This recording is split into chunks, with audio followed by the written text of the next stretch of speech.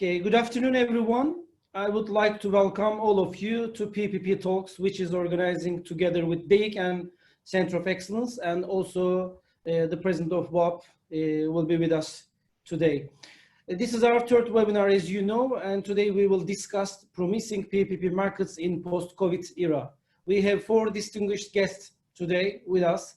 The CEO of Kazakhstan PPP Center, Mr. Talgat Mateev, the Principal Advisor to CEO of Oman PPP Center, Mr. Abraham Akravi, the investment expert in PPP, Ali Shihihi, and the President of WAP, Mr. Ziad Alexander Hayek. As we know very well, COVID-19 has a strong impact on the infrastructure sector. Construction field has been hit hard by the pandemic, and the financing gap reached $15 trillion globally, according to the GI Hub recent report. We are facing real uncertain times. Although governments started to loosen control over economic and social activities, they are going through economic fallout with a serious impact of pandemic. On one hand, we have high level of debt in the state budget, and on the other hand, we have low cash reserves in the state's treasury. So in this certain picture, we should find a balance and innovative tools in order to make next steps in terms of PPP projects in our countries. It's time to rethink structuring PPP of new PPP projects. How can we reach the best infrastructure?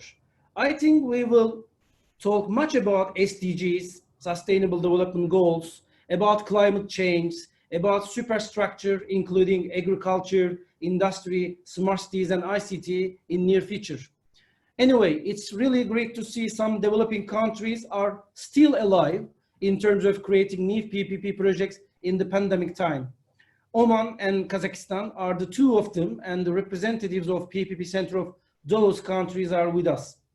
From March till today, we have seen approximately 50 new PPP project tender in various countries globally. Before the pandemic, Kazakhstan was very effective and eager to create new PPP projects, and we were working together with Mr. Talgat Mateev and Oman as well. If I am not wrong, PAP, the PPP Center of Oman, has launched more than 40 PPP projects only last year till the pandemic. Today, I am very excited to listen and learn what those two countries' strategies are for the post-COVID era. We know the creation of PPP idea, development of PPP projects, construction of infrastructure projects will no longer be the same as before.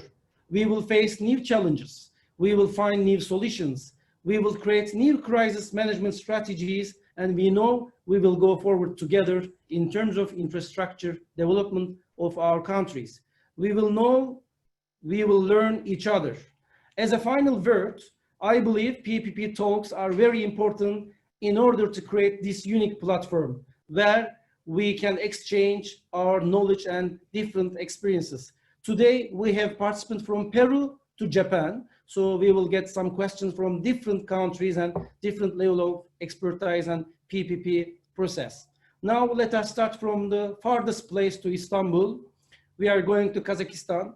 Mr. Talgat Mateev, the CEO of PPP Center of Kazakhstan, and the floor is yours, Mr. Mateev. So, and as a final reminder, we will have a Russian simultaneous interpretation available, so you can choose the segment from the bottom of the screen.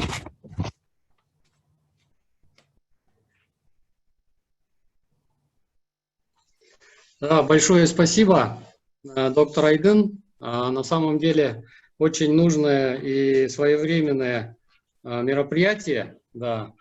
Большое спасибо, что пригласили. Я хочу поприветствовать всех участников сегодняшнего вебинара. Очень рад видеть старых своих друзей в добром здравии. Очень рад познакомиться с новыми коллегами из Омана. Да. Хочу всех поприветствовать и хочу приступить к небольшой презентации о деятельности нашего казахстанского центра ГЧП на сегодняшнем этапе. Да. На самом деле сейчас проблем очень много с наступившей пандемией. много проблем и в экономике в целом, и в развитии ГЧП мы тоже сталкиваемся.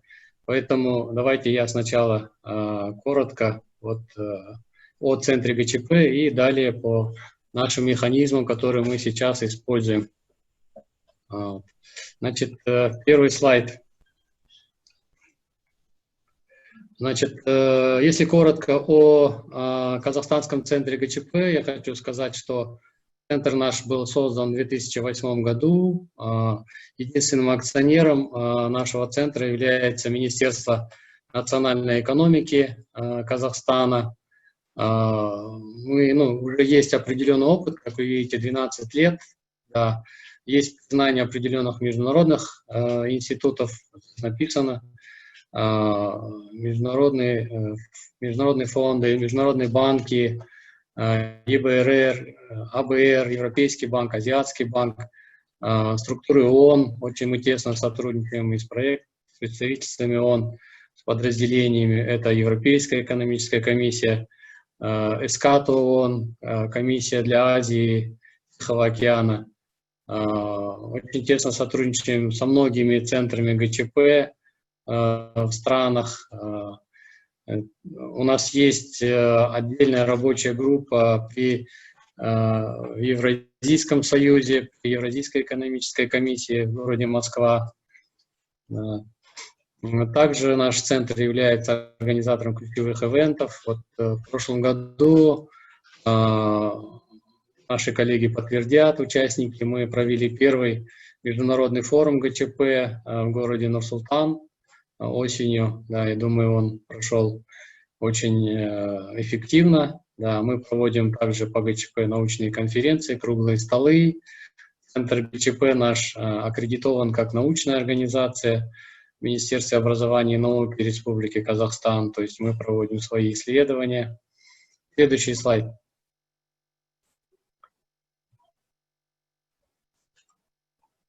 Значит, закон о ГЧП был принят в Казахстане в 2015 году. Ранее Казахстан работал по закону о концессиях. Первый закон о концессиях был принят еще на заре независимости Республики Казахстан в 1991 году, когда Казахстан вышел из состава СССР. Да, для привлечения иностранных инвесторов был принят первый закон о концессиях. Далее вторая редакция была принята в 2006 году о концессиях. Закон же о ГЧП принят в 2015 году. Да, сейчас оба закона функционируют параллельно. У нас есть и концессионные проекты, и проекты ГЧП. Да. Ну вот хотелось бы отметить, что с принятием закона о ГЧП у нас пошел бурный рост проектов. Если по концессии мы раньше реализовывали в основном крупные концессионные проекты, то с принятием закона ГЧП у нас пошел рост малых и средних проектов. Так называемое малое ГЧП мы начали развивать. Если обратиться к цифрам, здесь написано, что до 2015 года, в 2015 году было 3 проекта на 4,9 миллионов долларов, 4,9 миллионов долларов. Крупные концессионные проекты. В 2016 году после принятия закона уже 15 проектов на порядка 30 миллионов долларов. В 2017 году 163 проекта на сумму более 500 миллионов долларов. В 2018 году уже 292 проекта на сумму 2,7 миллиардов долларов.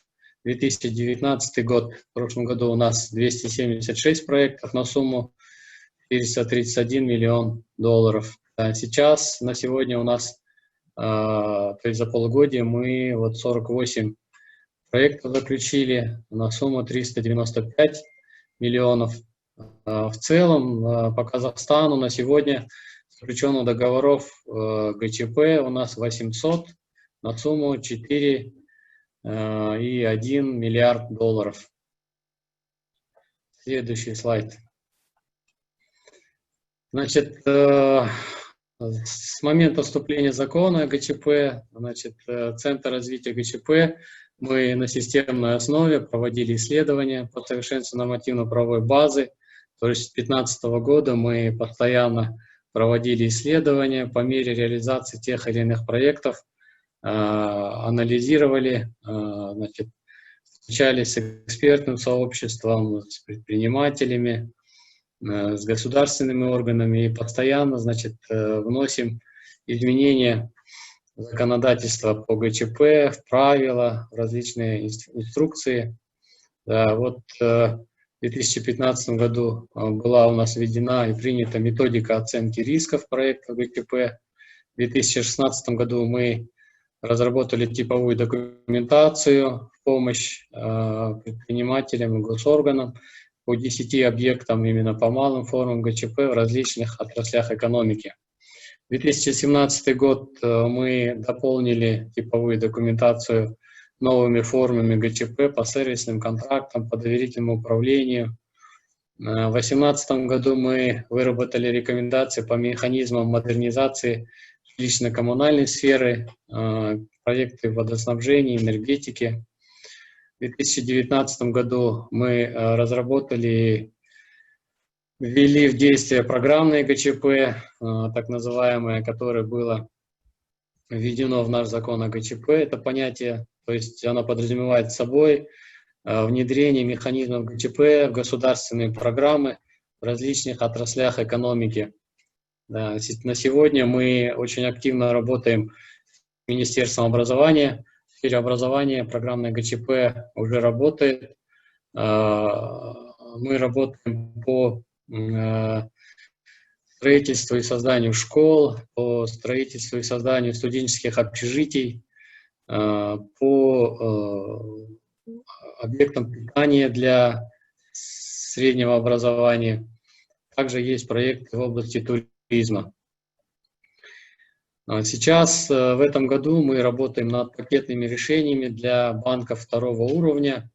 Мы отрабатываем с Национальным банком, с агентством по финансовому регулированию по введению так называемых пакетных решений для финансирования проектов ГЧП с помощью финансовых институтов.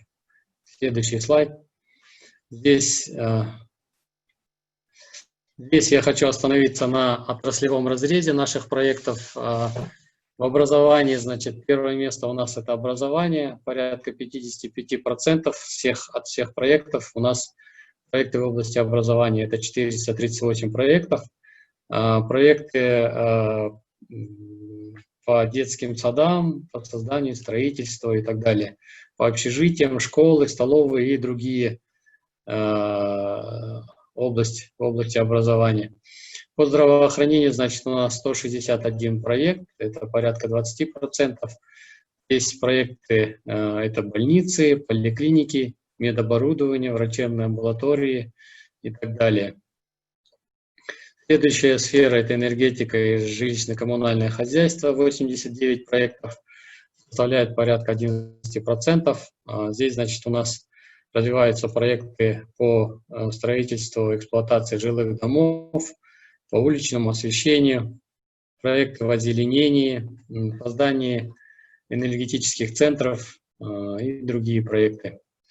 И последнее, значит, из крупных – это область спорта. Да, очень много проектов у нас в области физкультуры и спорта, активно развивается, особенно в регионах. На сегодня 64 проекта, это порядка 8% в целом по республике. Очень много строится ледовых дворцов, физкультурно-оздоровительные комплексы, спортивные площадки, велотреки и много других видов. В основном вот эти 4 сферы развиваются у нас, также есть и другие сферы, но они не в таком большом количестве. Следующий слайд. Этот слайд демонстрирует, значит, будущие тренды, на которые мы видим, как мы на прошлом форуме, на первом форуме по ГЧП сказали, что наше видение – это Well First, да, об этом мы говорили в совещаниях Европейской экономической комиссии, вот этой группы по ГЧП. что наш центр поддерживает политику People First, и вся деятельность центра проектов ГЧП нацелена именно на основное, значит, на благо для народа, благо для населения, благо для человека. Поэтому наши проекты в основном направлены на нужды людей. Как вы видели на предыдущем слайде, в основном проекты находятся в социальной сфере, это образование, здравоохранение, спорт и так далее. Второе, значит, мы также говорили на первом форуме, это создание международного хаба.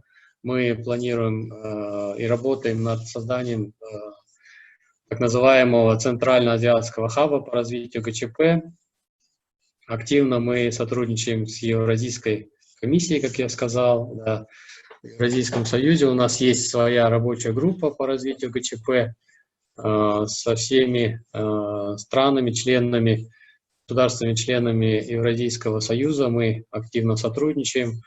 У нас есть свой план мероприятий по развитию ГЧП, делимся опытом и, соответственно, работаем над дальнейшим развитием ГЧП в наших странах. Да, как вы знаете, в Евразийском союзе принят договор о Евразийском экономическом союзе. В рамках договора есть определенные изъятия по международному договору, по законодательству, по концессиям. Над этими вопросами мы сейчас очень активно работаем с нашими коллегами из стран по, значит, нивелированию, по устранению данных изъятий и данных барьеров, чтобы мы могли осуществлять интеграционные проекты между нашими странами.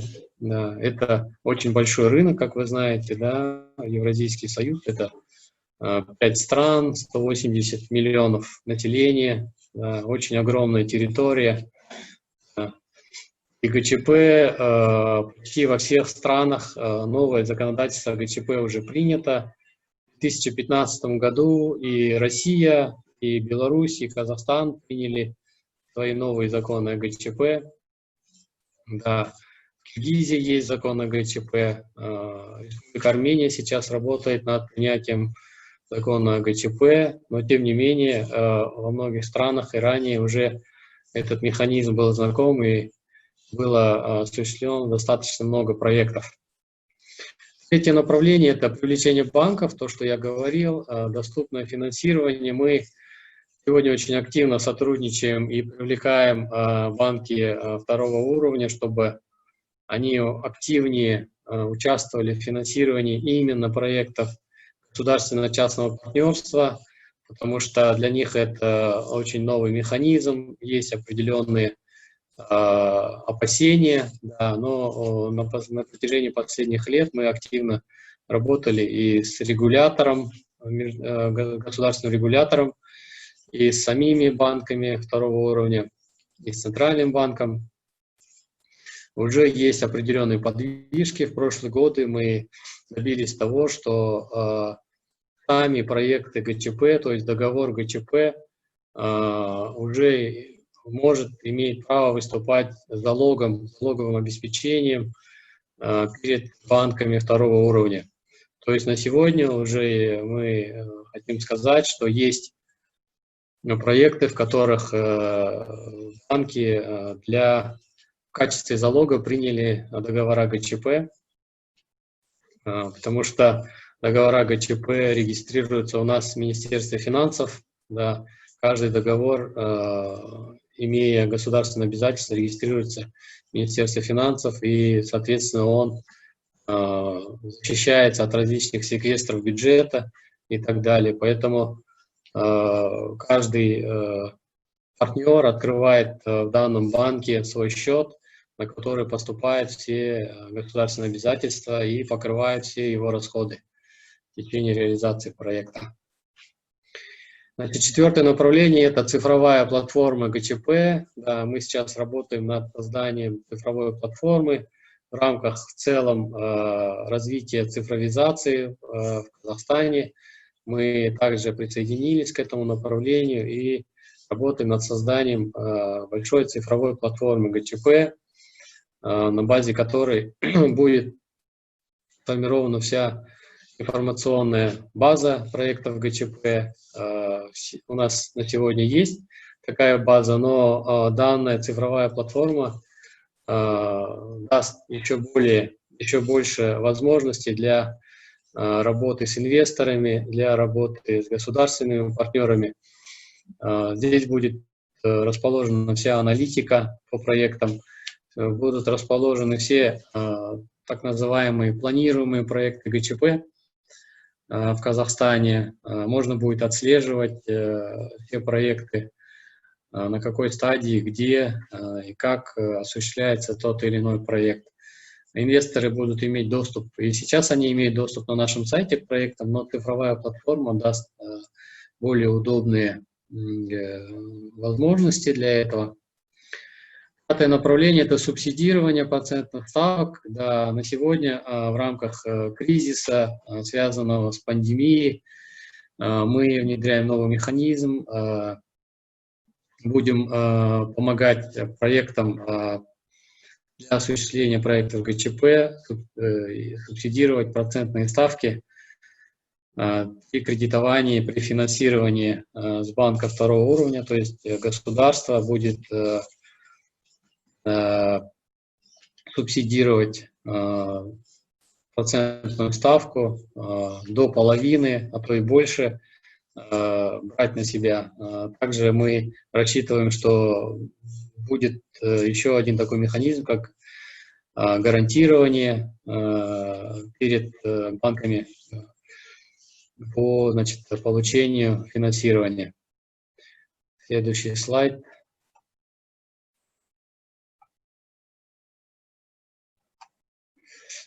Поддержка инвесторов. Здесь мы указываем те меры государственной поддержки, которые у нас на сегодня существуют в рамках нашего законодательства. На сегодня государство может участвовать в предоставлении земельных участков, предоставлении правом пользования объектами государственной собственности, государственного имущества. Государство может взять на себя обеспечение подведения инженерными транспортными коммуникациями, то есть подведением инфраструктуры.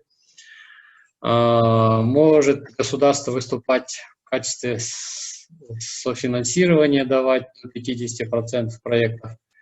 Государство гарантирует потребление услуг, и такая у нас есть функция в договоре, прямо прописывается, что государство может брать на себя обязательства по гарантии потребления. Предоставляются натурные гранты. Также вы знаете, у нас в городе Нур-Султан создан международный финансовый центр Астана, который существует единственный в Центральной Азии. Да, он дает большие преимущества. Да, деятельность МФЦА вы, наверное, слышали в Астане. Это отдельная тема для разговора, можно много говорить, много льгот, и на сегодня очень большое количество участников у нас, и с каждым годом количество участников, зарегистрированных лиц в Международном финансовом центре растет. И мы, в соответствии с тем, что у нас МФЦА, мы можем гарантировать по определенным проектам международный арбитражный суд в рамках Международного финансового центра. Да, вы знаете, что в Международном финансовом центре Астана действует английское право, да, как и везде, как и во многих странах, где есть такие центры. Следующее – это источники возмещения затрат, меры господдержки определенные, которые указаны, они во многих странах действуют. Это компенсация инвестиционных затрат, компенсация операционных затрат, вознаграждение за управление, различные субсидии и так далее. Следующее, это следующий слайд.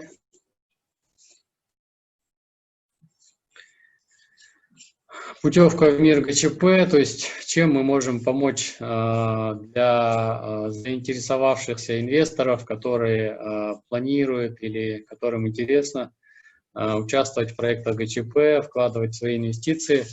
нашу страну. Чем может помочь Центр ГЧП? Это выход на рынок ГЧП Казахстана, помощь в поиске потенциальных проектов ГЧП или любых инвестиционных проектов, предложение вариантов участия в данных проектах, переговоры с государственными партнерами. Да. Также можем найти партнеров и из бизнеса. Центр ГЧП имеет большой опыт. Мы уже не раз помогали как иностранным инвесторам, так и отечественным инвесторам в реализации, в подготовке документов, в реализации, в поиске партнеров, в работе с переговорах с государственными органами. Даем рекомендации, проводим исследования, сопровождаем проекты вплоть до заключения контрактов. Это вот следующее написано: сопровождение, консультационная поддержка на каждом этапе, подготовка документов, обеспечение управления рисками по проектам. Также Центр ГЧП проводит обучение. У нас в рамках центра создана Академия ГЧП, которая занимается обучением. Да. Планируется проведение аккредитации и сертификации в рамках Академии ГЧП. Мы будем обучать тех, кто заинтересован в особенностях механизма ГЧП. Мы проводим обучение местных исполнительных органов, все государственные органы, сотрудники, которые занимаются реализацией проекта ГЧП. Также мы обучаем и бизнес-сообщество, ну и всех, кому интересно, да, механизмы ГЧП. Следующий слайд – это портфолио нашего центра. Коротко о том, вот я уже сказал.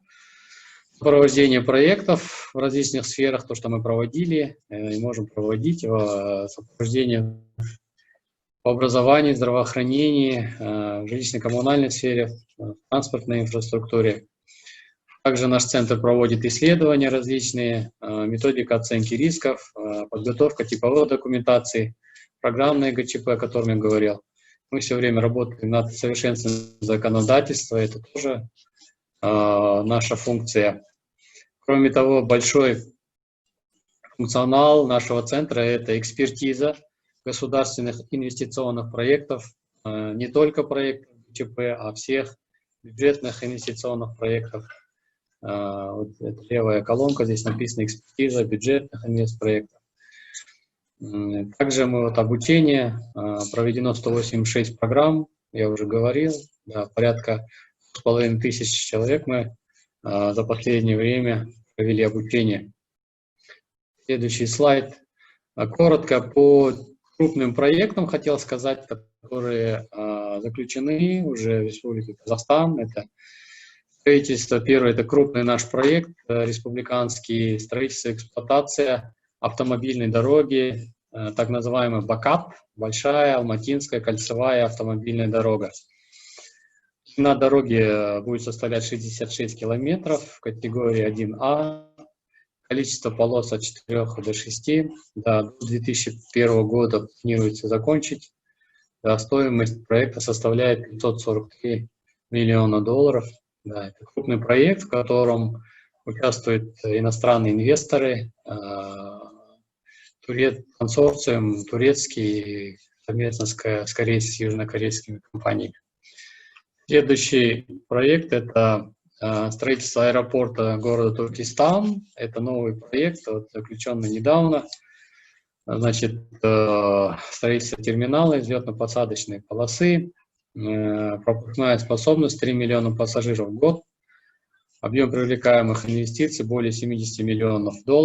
Туркестан – это наша малая Мекка, как мы говорим в Казахстане. Вы знаете, в этом городе находится наш музей Хаджа Ахмета Яссави, который является большим просветителем не только для Казахстана, и для многих тюркских народов. Я думаю, для моих турецких коллег Туркестан знакомое название. Буквально недавно Туркестан получил статус областного центра. Сейчас создана новая область туркестанская, и здесь с развитием данного региона планируется осуществление проекта строительства аэропорта. Следующий проект – это проект в сфере энергетики, строительство и эксплуатация межрегиональной линии электропередачи. Проект еще 2005 года, концессия. Крупный, хороший проект, осуществленный. До сих пор он еще уже действует. Стоимость проекта 189 миллионов долларов, протяженность почти 500 километров, проходит по территории наших двух областей. Там, где дефицит электроэнергии, значит, в северной области профицита провели электролинию до южных областей, западных областей, где есть дефицит электроэнергии. Линия 500 киловольт. Да. Следующий слайд – это цифровой проект в области цифровизации, обеспечения широкополосным доступом населенных пунктов Республики Казахстан по технологии волоконно-оптических линий. То есть мы планируем после реализации данного проекта охватить широкополосным доступом к интернету всю территорию Республики Казахстан. Будут подключены к интернету почти 1300 сел с населением свыше, каждое село с населением свыше 200 человек.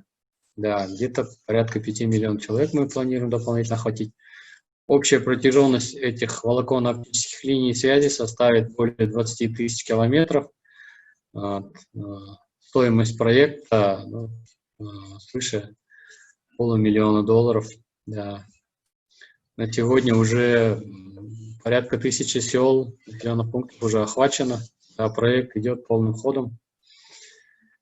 Внедрение и адаптация, следующий проект, это внедрение и адаптация информационной системы безбумажного документооборота в авиационной, грузовых перевозках авиационных, e-freight. Проект в 2018 году был заключен. Стоимость проекта порядка $10 миллионов. Срок реализации 18-19 годы. Мы надеемся, что с осуществлением проекта будет сокращено время обработки грузов в среднем с 24 часов до 1 часа сократится данная услуга. Следующий, значит, последний слайд наш, это, пользуясь случаем, мы хотим пригласить наших коллег и всех участников данного вебинара на наш второй форум, который мы планируем провести осенью. В случае заинтересованности мы приглашаем всех. Да, в связи с пандемией будет форум проходить в онлайн-режиме, в онлайн-формате. Да, мы всех приглашаем и, соответственно, готовы направить приглашение. С датами мы определимся позже. И на этом я закончил свою презентацию. Здесь наши данные. Кому интересно, мы можем выслать презентацию. Всем большое спасибо. Thank you very much.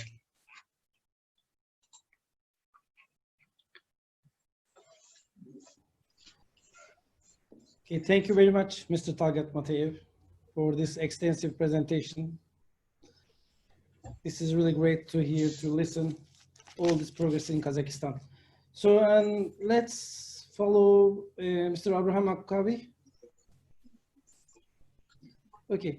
So we would like to get what's going on in Oman, establishment of PPP, and your PPP pipeline and the PPP climate in Oman. What do you would like to share with us?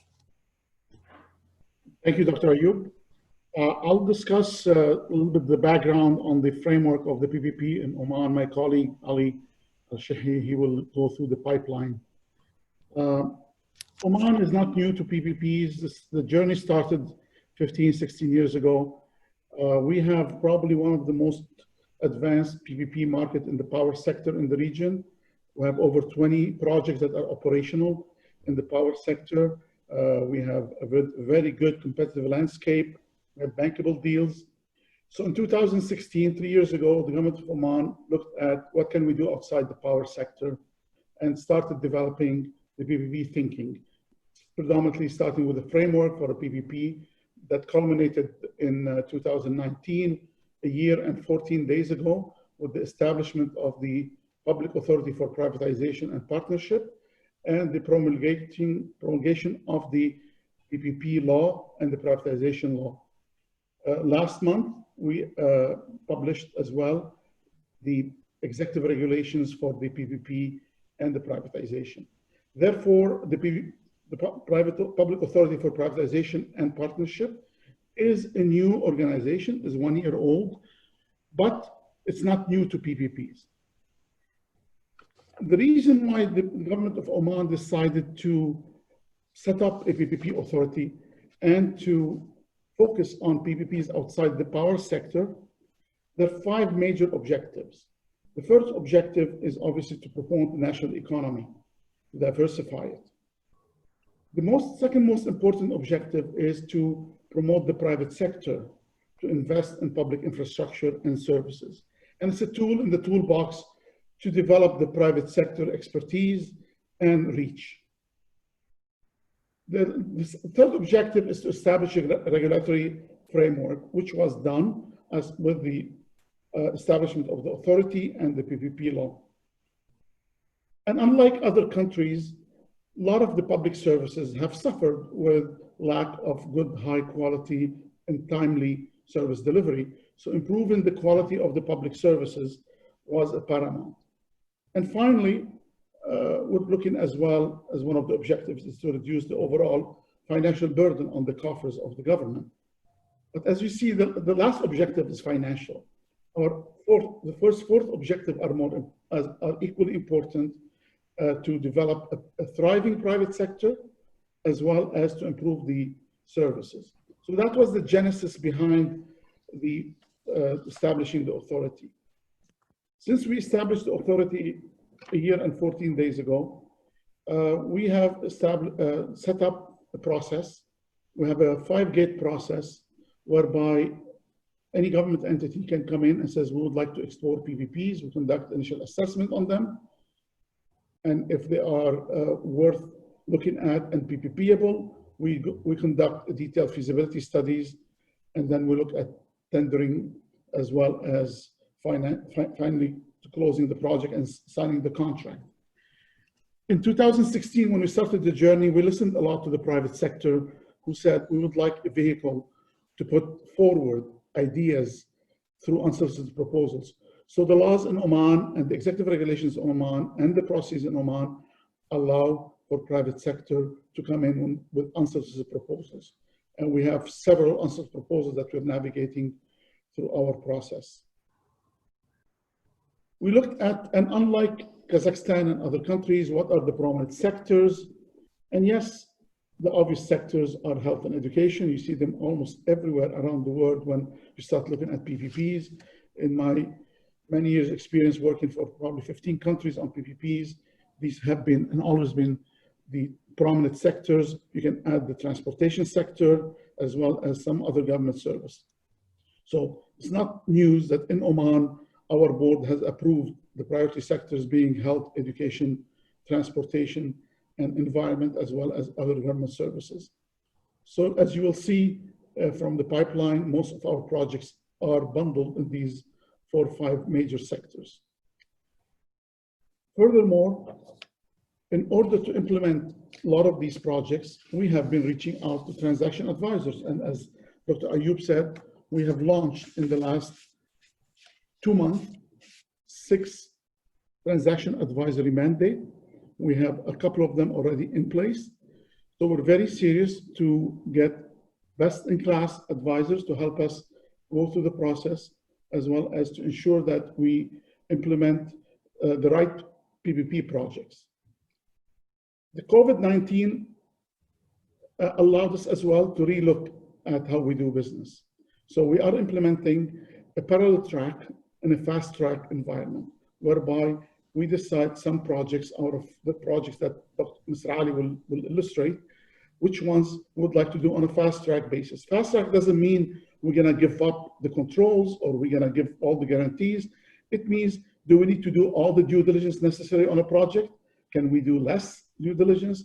Can we fast track the procurement by looking at the private sector in a competitive dialogue instead of having to spend 12 to 26 months on a process? Can we do it in less time without jeopardizing the value for money principle, but by making it smarter in terms of what things we're going to be looking at? So the journey started a year ago. We're very busy and we are anxious to attract a lot of international advisors as well as developers and investors into the opportunities in Oman. I will now turn over the discussion to my colleague Ali, who will probably go deeper into the pipeline that we are navigating. Thank you, Abraham. Thank you so much. Perhaps a small additional note I would like to add here is that going forward, PPP is deemed to be important to Oman, and we can see that being clearly considered in the vision, in the achievement of Oman's Vision 2040.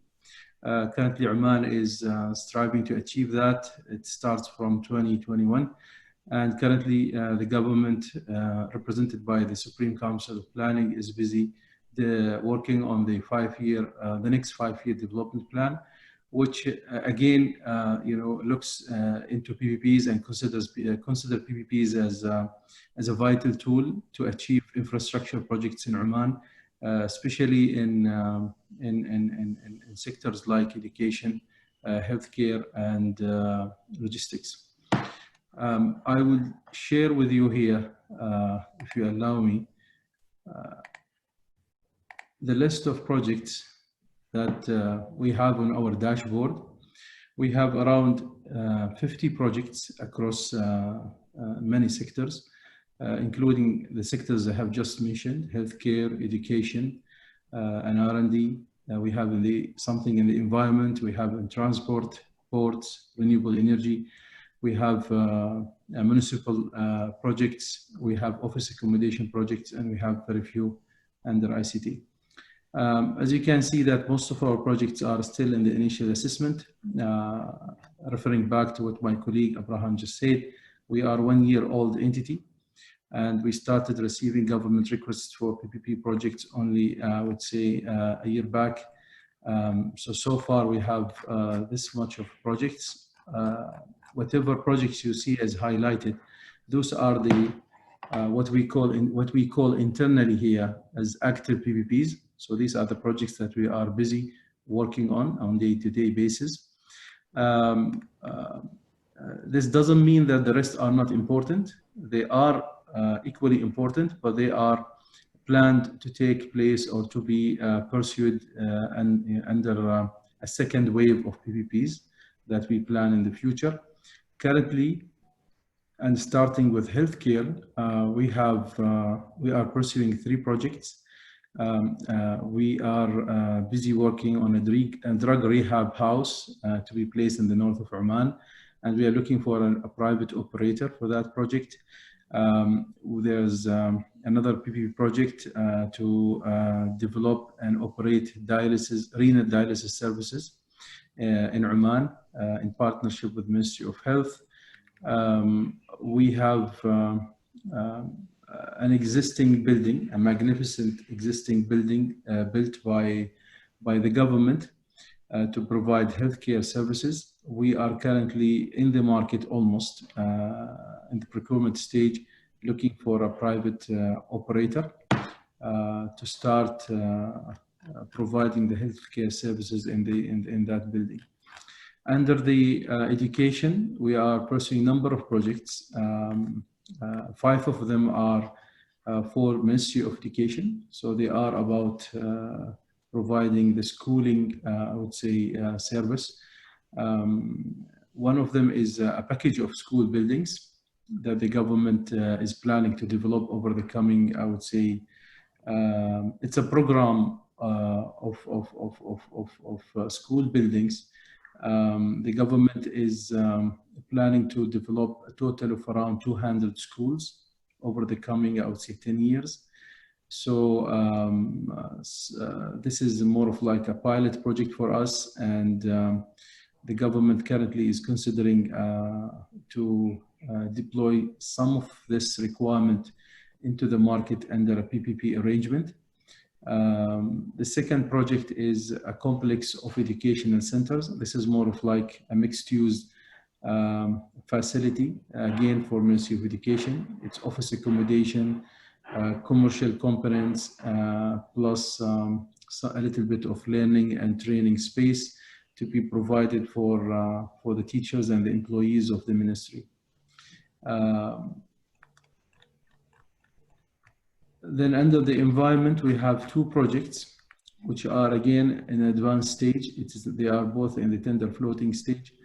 One of them is an STP plant. Perhaps considering international standards, it's a small size. Considering the Omani standards, it's considered to be one of the biggest. It's around 40,000 meter cube capacity STP plant, and it's going to be based in Muscat. Currently, we have already shortlisted the developers for this project, and currently we are at the final stage, finalizing the RFP. We have another project which gonna be again an environmental project. It's gonna be a facility to treat hazardous waste coming from factories, coming from power plants, coming from refineries. It's gonna be based in the north of Oman. This project is being developed in coordination and in partnership with DEİK. DEİK is again a government owned company mandated to deliver such service here in Oman. Under the transport, we have one of the biggest PPP projects that we have in our portfolio or pipeline. It's a truck road with a length of 100 kilometers. It's located in the south part of Oman. Very complex and tough terrain. It leads to a very, I would say, famous city, the famous city of Oman. It's called Salalah. Salalah is known for being a touristic destination. However, this road is meant to serve commercial trucks from Thamreit to Salalah. That area is the area of Thamreit, and the surrounding areas of Thamreit is very close to a lot of mining industries there and mining deposits as well. So the government is looking to develop that area by providing and investing into the infrastructure. This road is going to play a vital role in the development of that area. Then we have again more of like an integrated logistical hub in the middle of Muscat, the capital of Oman. This project is being developed with in coordination with the logistical investment arm of Oman. It's called Asyad here, and this project is still it is almost in the tender floating stage. We are currently drafting and refining the tender documents, and we're hoping that it will go to the market very quickly. Under the ports, again, under the infrastructure, we have so many ports. Oman, as you know, is a coastal country. We have a coastal line of almost 3,000 kilometers, and the government has been very busy trying to exploit the location of Oman and offering Oman as a logistical hub to the region and also to the world. The government has heavily invested over the last 20 years in major industrial ports in the north and in the middle of Oman, and also in the south part of Oman. The ports you see in front of you here are ports that are considered of small size. whether they are fishery port or small importing and exporting ports. There's a big chance that some of those ports will be bundled together and launched into the market as a one project.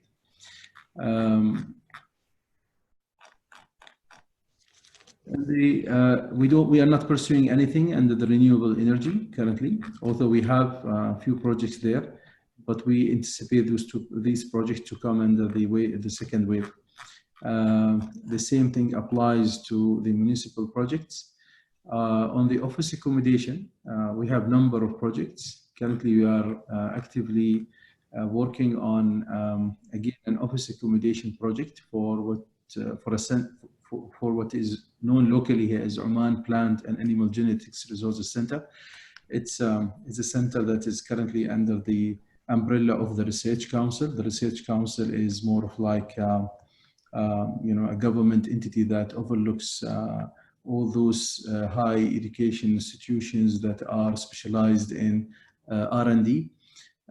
So this center is looking for office accommodation solution along with other concepts to be developed on a big plot of land just outside Muscat, the capital. And this project is, I would say, at the final stage of the feasibility study. We anticipate it to hit the market very soon, perhaps towards Q4 this year. Under the ICT, and this is one of the projects that my colleague Abraham is working on. ICT again is being developed with in coordination with Asyad, the company I have just referred to. Asyad is the logistical investment arm of Oman, and they are developing a community portal for the shipping community. A digital portal that will bring all the stakeholders in one place, let them speak to each other, provide some sort of integration solution between the current major terminals that we have, and also integrate them with the customs and integrate them with the other stakeholders like the shipping agents and the shippers as well. So it's a very small project, but it is one of the ICT projects that we are currently busy with. Those are the projects that we are currently working on. There is, a few projects here and there, like Salalah concession renegotiation. This is something that we already have an investor for. We are only renewing the concession agreement within the existing investor. So thank you so much for listening. It was a long list. Your time is highly appreciated. Okay, thank you very much, Ali. So this is a great presentation. Actually, I am getting a lot of feedback from the participants. They are very happy to see all these projects, these new opportunities in that period. I have a lot of questions, and also the participants send me a lot of questions to Kazakhstan and Oman. But before starting all these questions, I would like to give the floor to the president of WAP, Mr. Ziad. Again, welcome. And as you know, we are discussing about PPP, what's going on, what is the future prospects of PPP. Can you wrap up what's going on? And then we will ask to Oman and Kazakhstan, what is their future strategies in terms of the PPP project development. The floor is yours. Thank you, Dr. Ayub. Always a pleasure to be with you. And really appreciate the opportunity to me and all the people listening, I think, to hear what is happening in Kazakhstan and Oman. Two very different markets, really, even though they are, Kazakhstan is only 4 times the population size of Oman, but seems to have engaged into a history of a lot of small projects, while Oman is working, I would say, on medium-sized projects to large. It's interesting. I think this is something that we are going to see more and more of around the world. Of course, COVID-19 has had a major impact on PPP everywhere, and we've had, as you know, we've held several webinars, WAP and your center as well, and with some Other partners of ours in Nigeria, they've held, the NCRC has held webinars on this topic. We are going to hold another webinar for Latin America shortly on this topic. And these basically, at the end of the day, a lot of analysis has gone into what the impact has been, how to deal with force majeure, you know, how mainly transport and some other sectors have been affected. But my personal view is that in the long term, we will look back at this not as the, I mean, we will look back at it as, of course, something that is going to affect how some of the clauses in PPP contracts are written, how some of the risks are shared, and how risks are negotiated and mitigated. But overall, beyond that, I think that soon, you know, we will stop thinking about COVID-19. Already, if you see in most parts of the world, people are starting to forget to wear masks. You know, you can enclose yourself only for a certain period of time, and after that, you have to go out again. And of course, so I think that we will see the importance of PPP continue. Most countries need infrastructure. Most countries have problems with their budgets, national budgets, so they are going to resort more and more to the private sector. And I think overall, we are going to continue to see pressure on companies, major companies around the world, to deliver PPP projects. What do I mean by that? I mean that, you know, if you're a company and you're involved in PPP, you have certain limitations. You cannot work everywhere in the world. You have to prioritize your projects. Everybody is asking you to invest equity, you know, at least some portion of the project needs to be financed by equity. So you're limited in how much equity you have to deploy.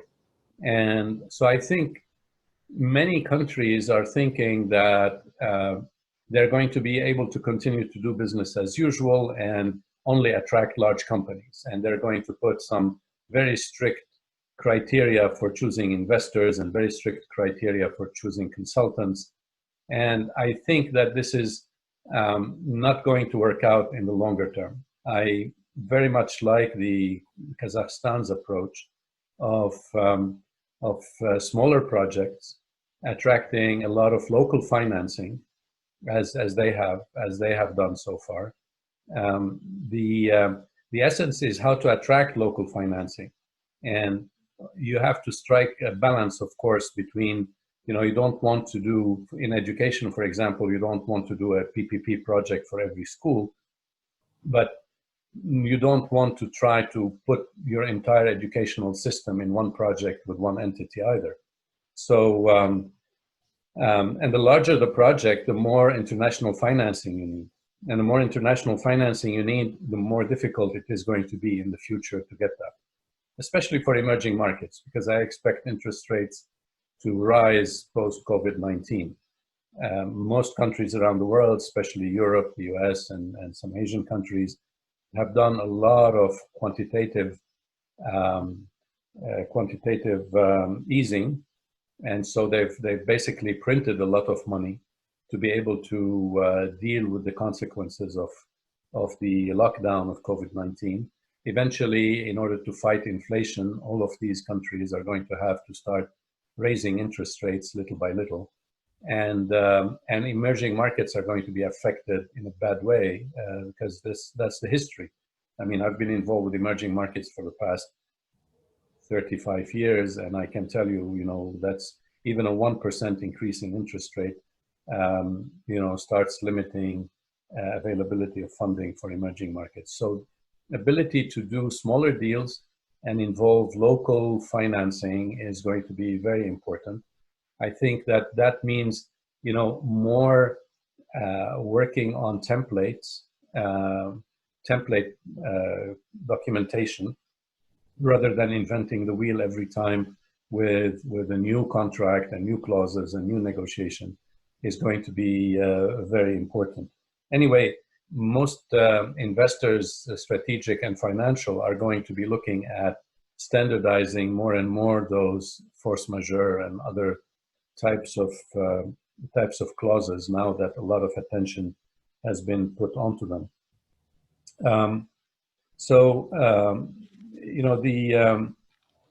Also, Mr. Mataev has talked about attracting banks, and I think this is great. It is really very, very important, and attracting sources of financing is going to be, I think, the #1 priority going forward. Local banks, yes. Local financial markets, yes. How to develop local instruments to fund projects. Sometimes the local financial markets don't have the long tenor that is required to finance long-term projects. So how do you fund yourself in the market with shorter-term instruments, but ensure refinancing? Ensure, how do you do this? But also, really, it is a matter of looking at sources of financing like Islamic financing that can be longer term. It is looking at financing that is going to be more related to structured financing. So have projects that are more creative in their financing, include mezzanine portions, include preferred shares in them, include all sorts of financial instruments. The other thing that I want to comment on is regarding the digital PPP platform also that Mr. Mataev has talked about. And as we can see from Mr. Shehi's presentation, now we can see those projects. They give everybody a much better feel for what is going on in Oman. Even this one list of projects. So you can imagine if the digital platform that Mr. Mataev is talking about, how important that is going to be when you can access at any point in time information about the projects that Kazakhstan is working on, information about them. It's attracting attention of investors is going to be, I think, #1 priority. I want to just touch base on the other source of financing, that is ESG.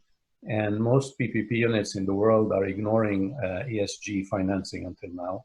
There's now there's almost $40 trillion of ESG financing. I mean, $40 trillion, that's a huge amount. Almost none of it is going to PPPs in emerging markets, because the entities, the PPP units, are usually in a hurry to get their financing done, to get their projects done. They don't have project preparation budgets, so they tend to say, we are going to do this, we're going to launch this tender, and then we will wait and see, let the investor or the SPV conduct the environmental study, instead of actually doing the environmental study ahead of time and making sure that the project is ESG compliant. For all the people that are participating in this webinar, if you haven't seen the presentations I've done on ESG funding, or actually we had a webinar recently with Mr. Muhammad Muhyiddin, of ex-World Bank Vice President and now Envoy of the United Nations Secretary General, on this particular topic. So there's a lot of funding out there. You just need to prepare yourself ahead of time for it. So we're happy to provide some of that information if you contact us. I will want to say that beyond ESG, as you know, I mean, and I want to correct a little bit the title that was put for me in the webinar invitation. I'm not Vice President of the UNECE. I'm vice chair of the working party of the UNECE Working Party on PPP. The Working Party on PPP has been a big promoter of People First PPP, which is also, once you apply those principles, you are getting close to ESG.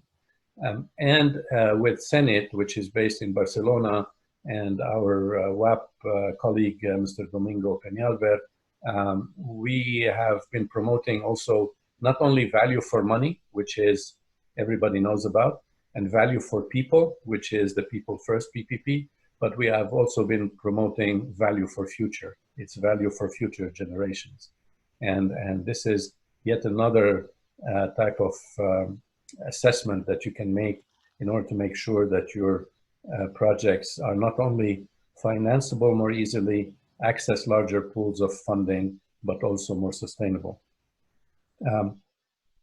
Final mention of WAP, Dr. Ayub is actually now the chair of our Central Asian chapter, and we are very delighted about that. We have also been establishing chapters. We already had an Africa chapter. We're establishing chapters for North America and for the Far East. WAP is experiencing tremendous growth. So we are, those of you who are not yet members of WAP, whether as individuals or as PPP units, we invite you to join. We have a, for those of you interested in Latin America, I doubt that there are many people on this particular webinar interested in that, but we're having a Latin American webinar soon, and also a webinar for French-speaking Africa also right after that. So thank you very much. I appreciate this opportunity. Dear Ziad, thank you very much for this wrap-up.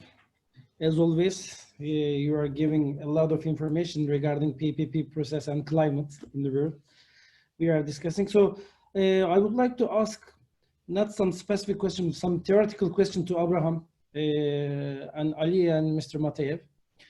Actually, one of the questions will touch this issue also about the contingent liabilities. Abraham, can you unmute your mic? Okay, because I will start with you. You know, in terms of attracting private investment to your PPP projects, so do you have any new strategies about contingent liabilities of your country, and in terms of risk allocation after COVID-19 process? So did you change any mind, you know, for your projects, how you will structure risk allocation, risk management, and especially for the crisis management strategies? Did you start to work something about this kind of things? Yes, indeed. We have to be realistic. Things are not the same. There's a new normal out there. There's scarcity of good projects that attract the right companies. But at the same time, we are very optimistic that our pipeline has a lot of merit in it, a lot of attractiveness. So in April, we had a board meeting where we presented to the board some ideas on under the fast track process, where we can do things a little bit differently in terms of risk allocation. And we are exploring, as we speak, with a couple of parties in Oman to get involved with our projects, whether these are government entities or quasi-government entities, to take on some of these risks and demystify some of the projects to the international community.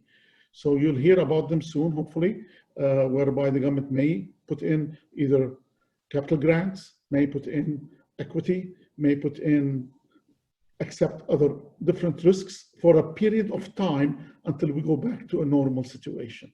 So we're looking at different tools to ensure that some of these risks are well mitigated, but at the same time, we're not putting too much emphasis on the private sector to take all these risks that at this stage may not be able to take them, specifically when there is volume risk involved in these transactions. If projects are based on availability-based payment, typically they're not very difficult to finance, depending on obviously the grantors. But if there are volume risks, that's where things get a little bit tricky, and a lot of investors and lenders and developers will be looking for more support than the typical support you get. Okay, thank you. Mr. Ali, would you like to add something from Oman? Well, basically that's the answer from Oman. Abraham and me are the same, work at the same office. However, I would like to stress on the fact that the economic stimulus that Abraham has referred to, it's something that is being looked at from the top authority here in Oman, and it's being supported by the whole government. So that's something we look forward to basically speak more transparently to the market about very soon, inshallah. Thank you. And Mr. Mateev, what about in Kazakhstan? So, triply indeed, are you working on risk allocation new models post-COVID-19 era? Ну, что касается распределения управления рисками, то у нас этот вопрос все время в центре внимания. По нашему законодательству уже предусмотрены различные гарантии. Особенно есть такой компонент, как регулирование валютных рисков по валютным компонентам, по оборудованию и так далее. Учитывая, что страна у нас в этом отношении немного рисковая, эти вещи у нас предусмотрены. Также я говорил уже, что у нас есть защита от секвестра, то есть когда бюджет пересматривают, проекты ГЧП, они остаются стабильными, они зарегистрированы в органах казначейства и, соответственно, они пересмотру не подлежат. Да. Также я говорил, мы сейчас рассматриваем в связи с тяжелой ситуацией элемент субсидирования для проектов ГЧП, для финансирования. То есть государство будет субсидировать ставки до 50% от рыночной ставки, банковской ставки. Да. Ну и вообще проекты ГЧП в договорах очень подробно расписано, и баланс интересов – это очень важный вопрос. Да. То есть распределение рисков на этапе сопровождения, на этапе экспертизы, на этапе обсуждения проектов очень тщательно рассматривается с учетом всех рисков, которые будут предусмотрены. Поэтому в этом отношении я считаю, что максимально законодательство к этому подготовлено. Да, ну, как дальше будет, мы посмотрим.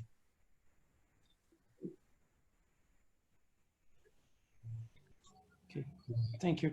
Thank you.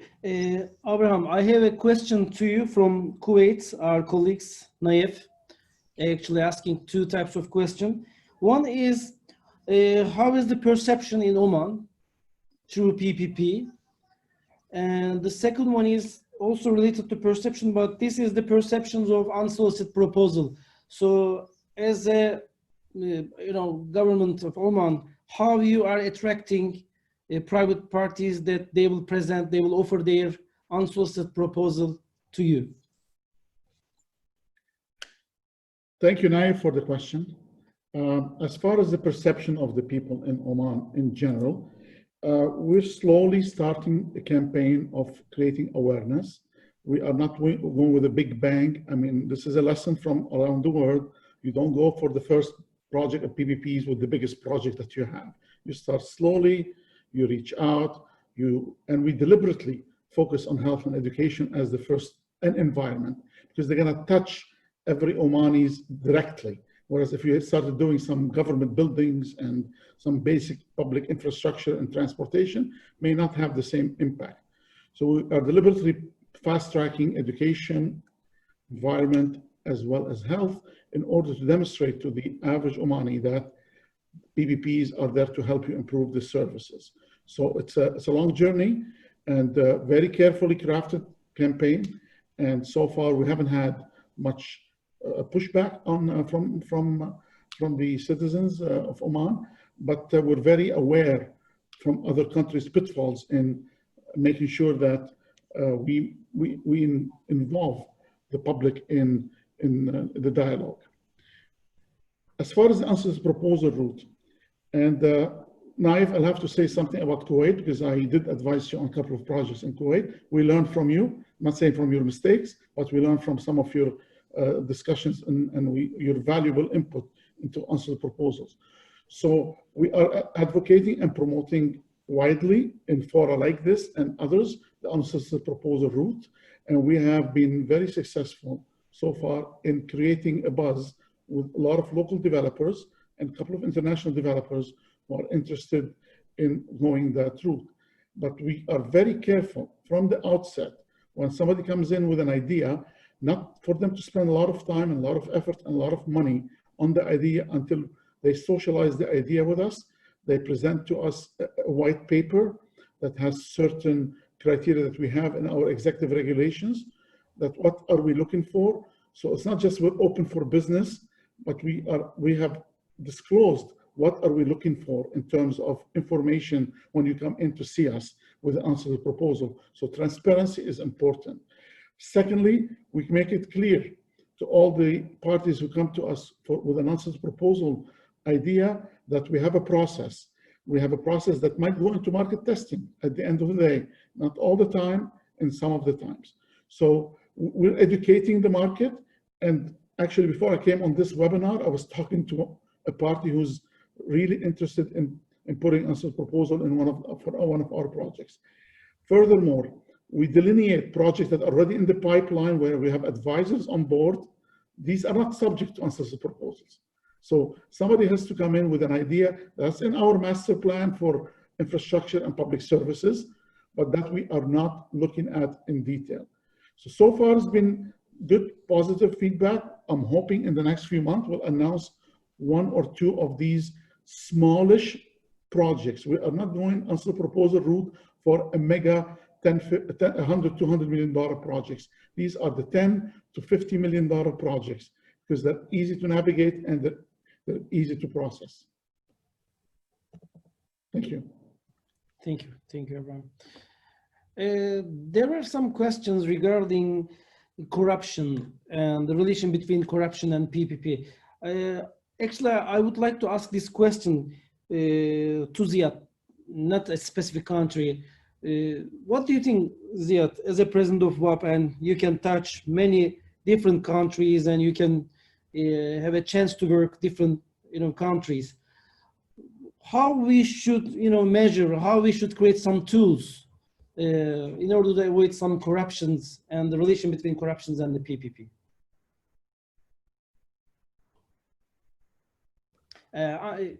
Can you unmute? Okay.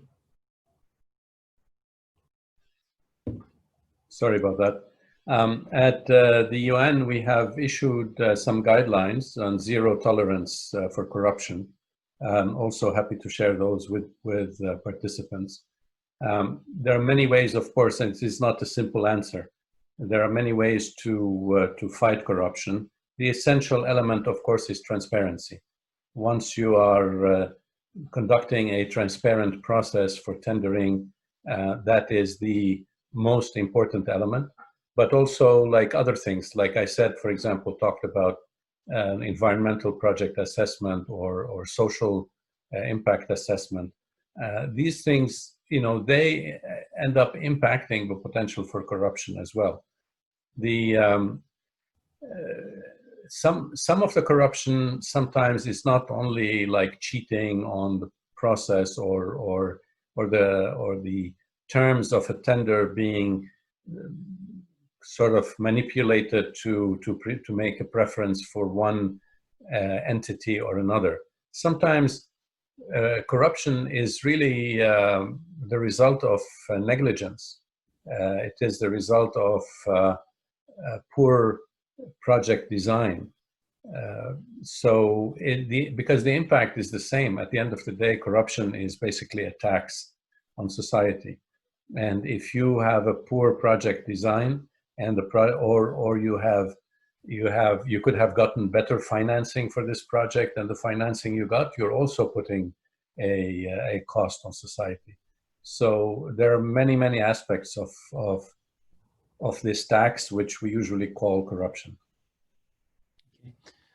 Thank you. I have one question, and then I will give the floor to David to ask his question, I think, to Abraham.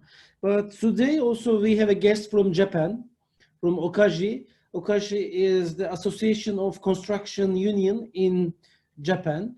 So we are discussing about crisis management strategies. You know, it's nature disasters.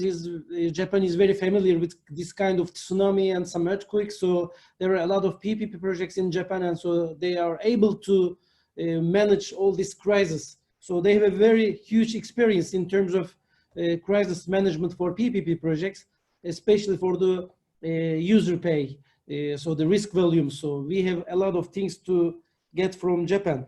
So Setsuka from Okaji asked a question to Oman and Kazakhstan. It's an open question, Abraham and Ali and Mr. Mateev. So do you want to work with Japan companies, and if yes, what you expect from Japanese construction companies or technology companies to work in terms of PPP? Do you have any idea, any answer for this question? Abraham, maybe we will start from you. Absolutely. I mean, we are talking to several Japanese companies as we speak. They've been to our offices a couple of times, who are currently active in the power sector, but now they want to go into the other sectors, and some of them are in alliance with Turkish companies. So absolutely, we're open for business. Even JPEG has been to our talking to us as well. So very much open to Japanese companies.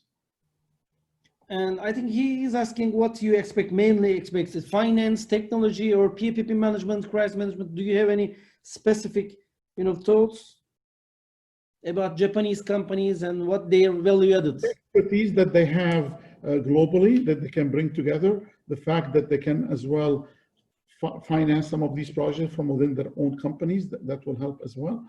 It's the expertise we're looking for and the innovation they bring with them.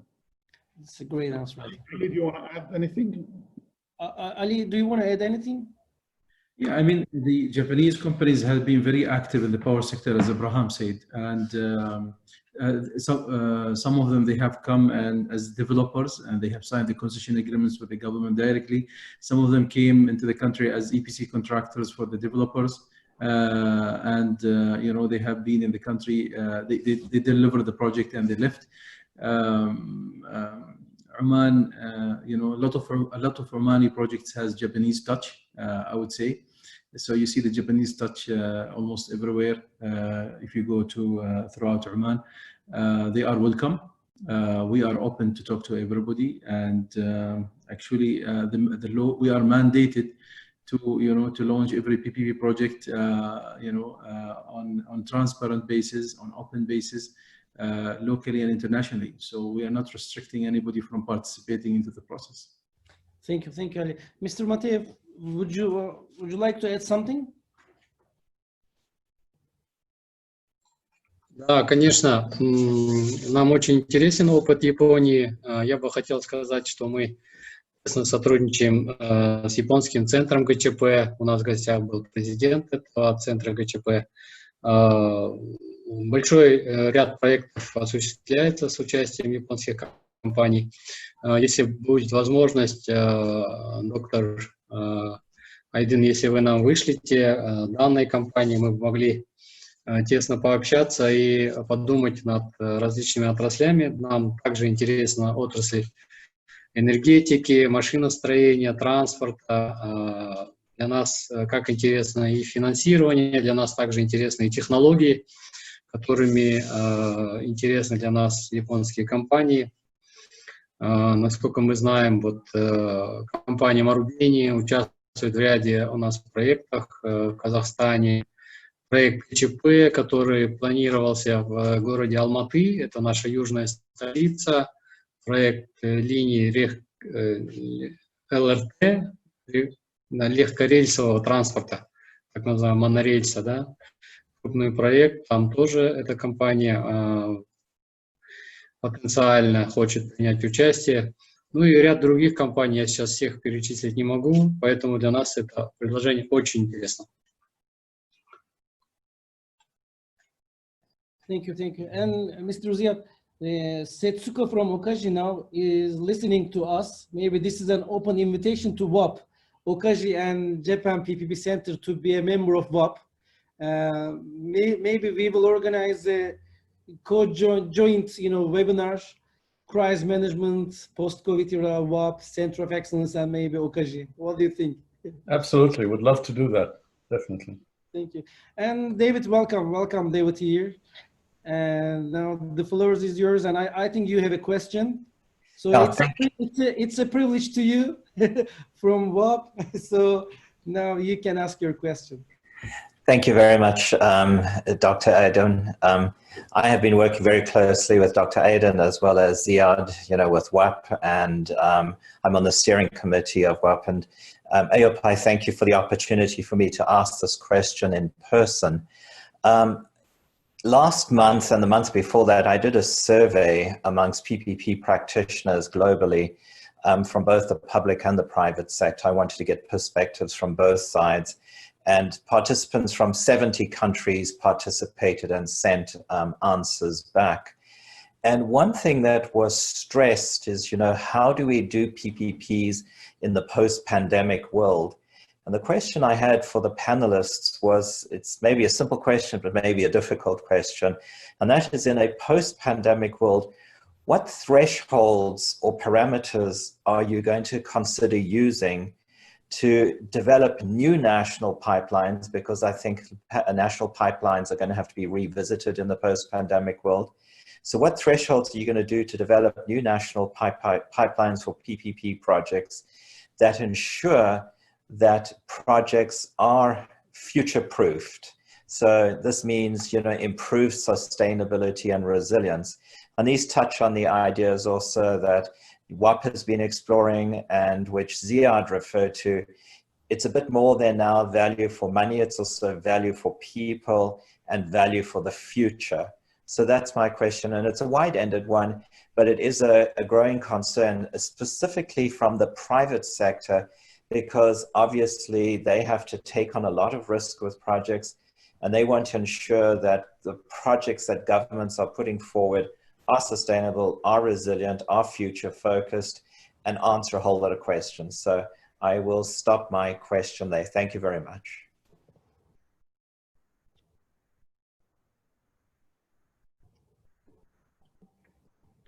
It's addressed to me, David? I think for all Okay. but you can start, Abraham. It's a big question. I remember David sent me the questionnaire and I didn't answer. Maybe he's putting me on the spot now because I did not respond to his questionnaire. I mean, this is a tough one, but I think in post-COVID era, we're going to learn a lot of things. We're going to learn about our priorities. And obviously, healthcare, sanitation, all of these things that will affect us in the long term are going to become priority for us.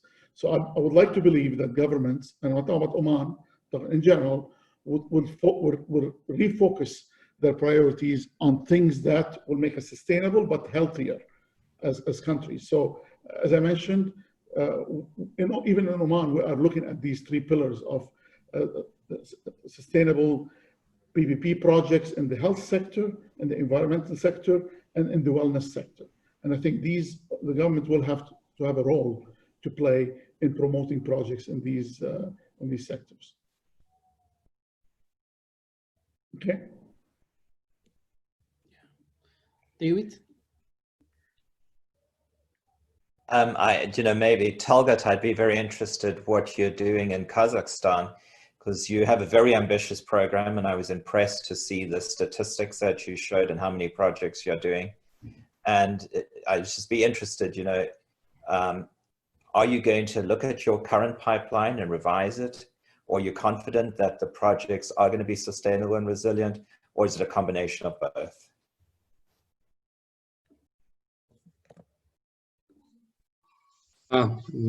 Большое спасибо за вопрос. Да, на самом деле, как ответил коллега Абрахам, вопрос очень большой и обширный.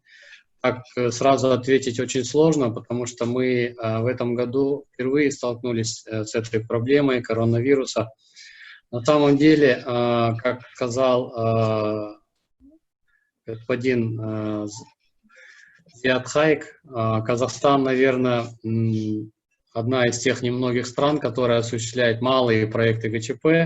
Да, эти малые проекты, они, наверное, тем и хороши, что они более гибче, более эластично могут подходить к таким ситуациям, когда возникают вот такие проблемы в экономике. Малые проекты ГЧП могут профилироваться где-то, получить какие-то новые изменения, что-то поменять в этом отношении. И бюджету тоже проще. У нас вот эта массовость этих проектов, из этих 800 проектов, о которых я говорил, из них 10 проектов в республике на центральном уровне, остальные проекты на местном уровне. Поэтому основная масса мелких проектов, поэтому такой большой, я думаю, проблемы мы с этим не увидим. Но вместе с тем, так же, как и вся страна, которая разрабатывает антикризисные меры на государственном уровне, мы на уровне ГЧП тоже разрабатываем сейчас свою стратегию до 2025 года, где хотим предусмотреть вот эти все необходимые меры по поддержке проектов, по внедрению новых механизмов, как бороться с этими новыми вызовами, как помогать нашим партнерам, да. Потому что не только частные партнеры столкнулись с этими проблемами, но и государство, как вы знаете, столкнулось с данными проблемами, с дефицитом бюджета, с проблемами нехватки средств. Да. Сейчас Казахстан дает большие льготы предпринимателям по налогам, да, в связи с дистанционной работой, в связи с карантином продолжительным. Вы знаете, что в Казахстане сейчас очень сложная ситуация, и многие предприятия, компании остановились, ушли на большой локдаун, да, объявлен. И сейчас у нас еще на 2 недели продлили локдаун. То есть это все, с чем столкнулся бизнес, в том числе и проекты ГЧП. Да, поэтому мы в рамках своей стратегии антикризисного плана сейчас предусматриваем новые меры. Да. Сейчас все инструменты я не могу озвучить, но ряд из которых я уже сказал, я уже озвучил ранее. Мы будем стараться помогать и внедрять новые механизмы. Я говорил, это субсидирование, гарантирование, многие те механизмы, о которых мы говорим. Поэтому те планируемые проекты, они у нас есть в базе проектов, мы за ними очень пристально отслеживаем, будем принимать меры поддержки на государственном уровне совместно с министерствами. Мы постоянно на связи. В этом отношении, думаю, мы все вместе преодолеем этот кризис. Thank you very much. And then just, Ali, I have one very quick question for you. On that list you showed us of the 50+ projects that you are considering in your national pipeline. And there was, I think Abraham also talked about, fast tracking projects, etc. The priority of projects on that list, has it changed? Is there maybe more of an emphasis now on healthcare, for example, versus other infrastructure projects? That's the question. Actually, I will refer to what the initial discussion that Abraham has started with at the beginning of this session. Our board met early this year and they have prioritized a number of projects. So the projects I have shown you, the one that were highlighted with a little bit darker color, those are the prioritized projects that we are currently and actively pursuing. I would, with more emphasis in terms of human resources being allocated to the education sector, healthcare, and environment at this stage. And we expect even the environment and the healthcare projects to, to go to the market sooner than expected. So in terms of the sector level, I would say education, healthcare, and environment. Out of the total 50, it's around 17 projects that have been prioritized. Thank you. And Thank you, David. Thank you very much. Thank you, David. Abraham, I have a question to you from South Korea. Actually, I would like to ask this one to you, not just for Oman, but I know your experience from different countries, especially in Middle East countries.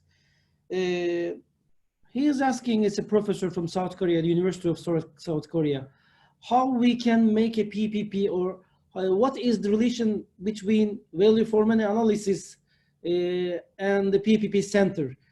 What do you think about the roles and the competences of the PPP centers in different countries? And do you think that value for money analysis for a successful PPP projects should be studied in the line ministries, or all these value for money analysis processes should be coordinated by the PPP units? It's a very good question, and I have wrestled with this for over 25 years in my work with more than a dozen countries. I believe in the long run, once you have a thriving PPP portfolio and projects, the central unit should become more a center of excellence. You should move a lot of that expertise into the various ministries, as has been in a lot of countries around the world. You do not need to create a huge organization centrally to the studies and the value for money. But that doesn't happen overnight. In countries where this has been implemented, it took 10 years and a large pipeline of projects, and was only in certain sectors. So from my personal point of view, we should not have huge centers in the government that do all these studies, and you should empower different ministries and agencies to be able to do it within a framework. So it takes a lot of education, takes a lot of time, it takes a lot of best practices and guidance. Ultimately, somebody has to be responsible. And actually, I will open the small window about Oman. Even though we're only 1 year old, we're actually implementing that thinking for some of the PPP projects. And we put some thresholds in terms of value, complexities, CapEx or OpEx, and says we're gonna get these done as studies, value for money, impact assessment by the line ministries themselves. Obviously, we're gonna be very heavily involved with the first one, and we have started that. So I think in the long run, if you wanna have a portfolio of 700, I'm very jealous of Kazakhstan with 800 projects.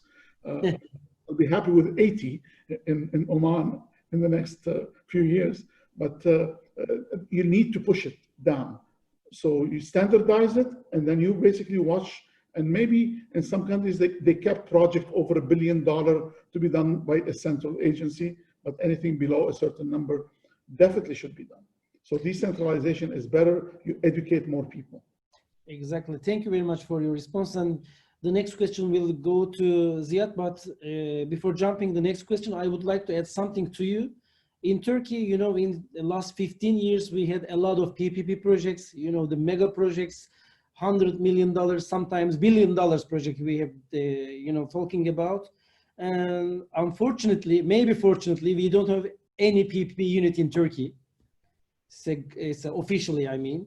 And the line ministries are capable to develop their own PPP projects and their value for money. And I agree, totally agree with you. Without a PPP framework and without a PPP unit, Turkey succeeded a lot of PPP projects last 15 years.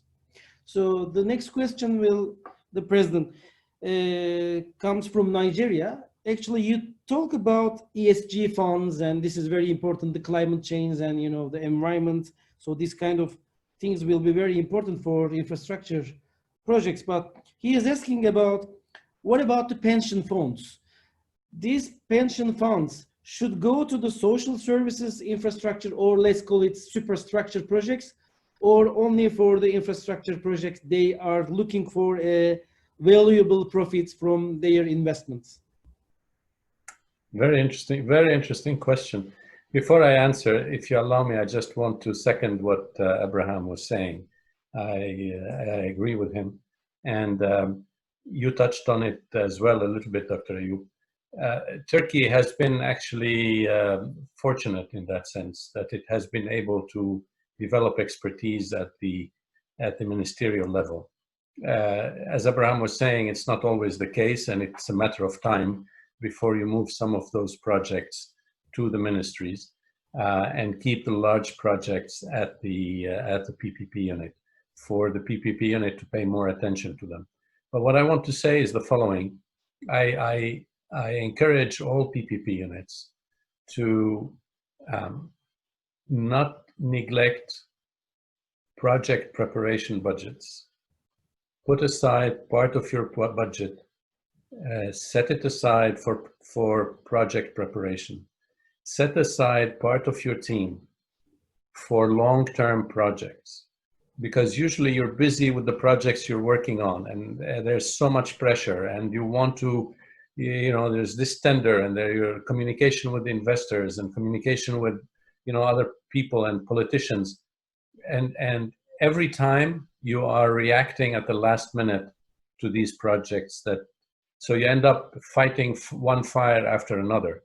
My recommendation is put part of your team to work on the longer term projects, do all the studies, take your time, so that later on in 2 years' time, when you are ready to launch this project, you have it actually really well planned, really well designed. You understand the financing sources for it. You've done all the environmental and other studies for it.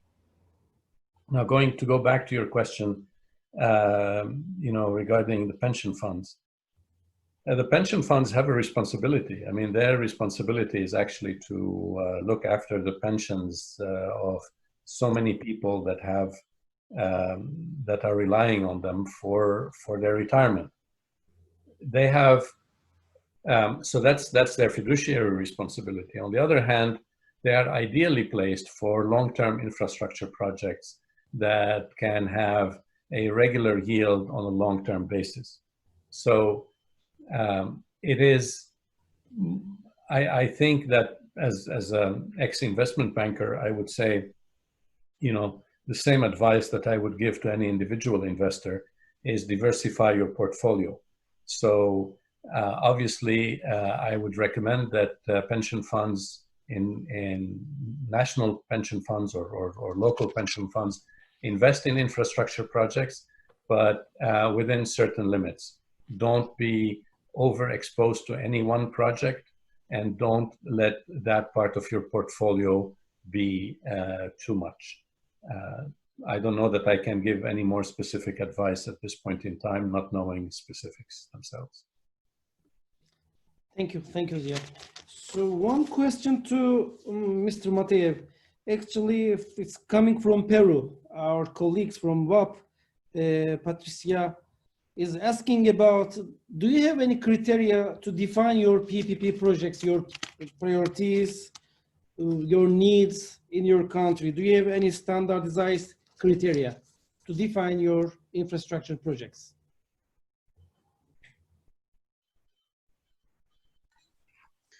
Большое спасибо за вопрос. На самом деле, основной для нас критерий — это, как я говорил, people first, то есть социальная сторона вопроса.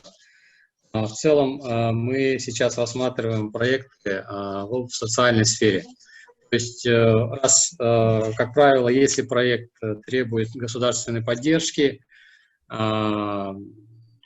осуществления каких-то выплат из бюджета, то мы рассматриваем его с точки зрения социальной эффективности, то есть его необходимости, ну, то есть на местном уровне или на государственном уровне его рассматривают с точки зрения его необходимости для государства, необходимости для той или иной местной администрации, да, насколько там нужен этот детский сад или там школа или больница, поликлиника, нужна ли она в этом населенном пункте или в этом месте, да, там спортивный комплекс это или еще какой-то, да, понятно, проще всего, если сложнее, конечно, с проектами, которые не генерируют какой-то доход, таких проектов очень мало кто идет в жилищно-коммунальную сферу, потому что проблем очень много, да, в этой сфере. Здесь ты в любом случае сталкиваешься с тарифами, определенный тариф, увеличить тариф, как вы знаете, есть очень много контрольных, антимонопольных органов, которые просто не дают на это возможность. Поэтому все идут туда, где есть выгода, где есть интерес. Но поэтому с этой стороны государство больше смотрит на проект с точки зрения интереса для самого государства. Если в данном месте, на данной территории необходим такой проект, там, будь школа, больница или какой-то объект спорта или чего-то другого, тогда, конечно, государство поддерживает и идет на поддержку. Да. Мы же со своей стороны, как Казахстанский центр, мы смотрим со всех сторон, мы знаем требования государства, мы знаем интересы частного партнера, поэтому мы стараемся здесь с обоих сторон весь этот баланс интересов учесть и, соответственно, помочь и государственной стороне, и частному партнеру прийти к одному единому мнению.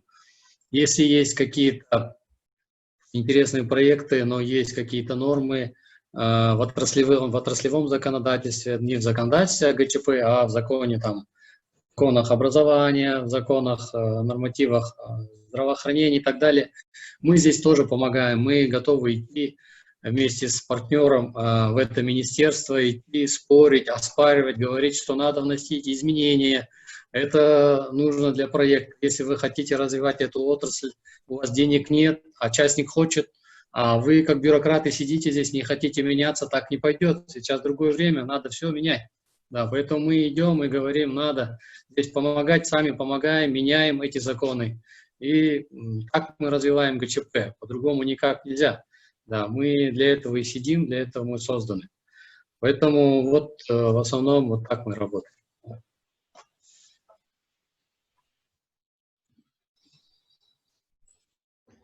Thank you. Thank you. Actually, we have a lot of questions raised, but the answers cover most of them.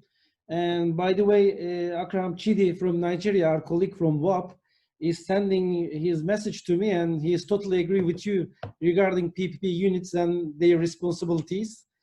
And I would like to say it.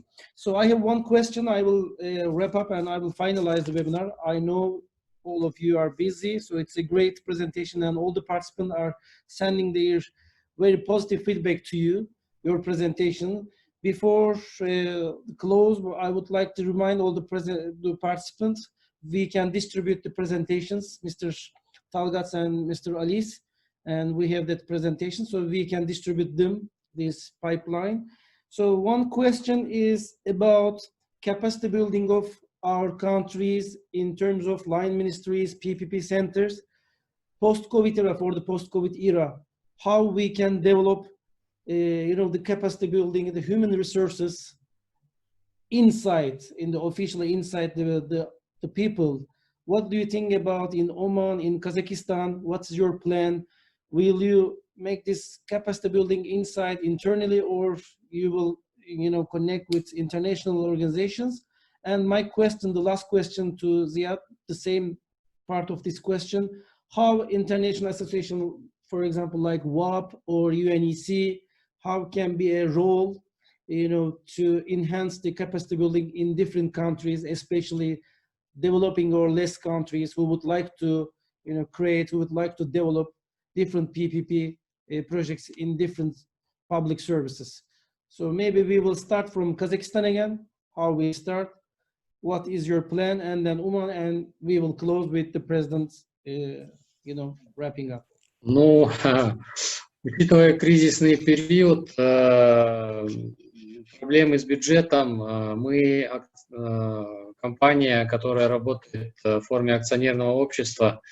Нашим акционером является министерство, а у государства, вы сами понимаете, сейчас проблемы с бюджетом, проблемы с финансированием.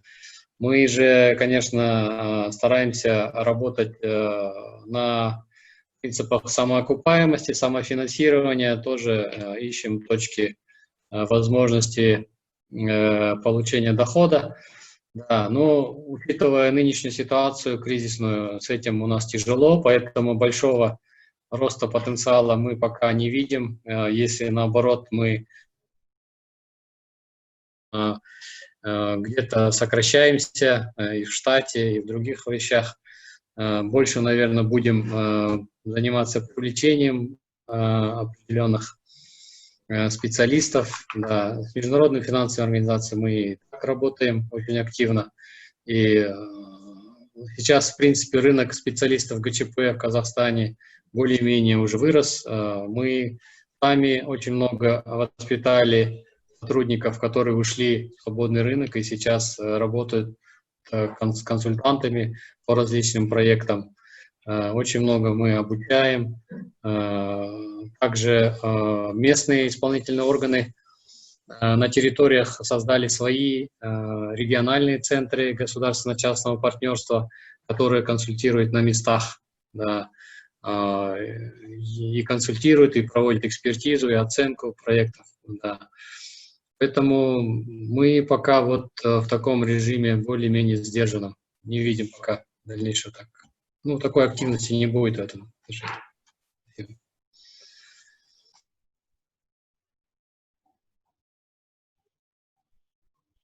Thank you. Abraham?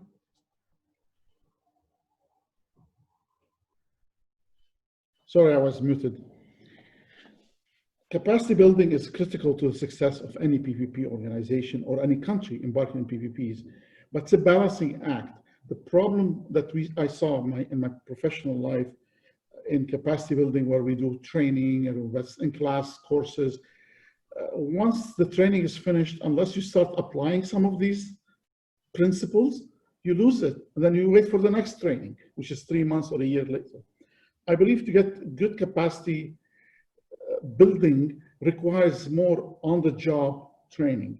People to come in, work alongside your teams for a period of time, whether it's project preparation or tendering or whatever it is, whether these consultants are or not, or freelancers.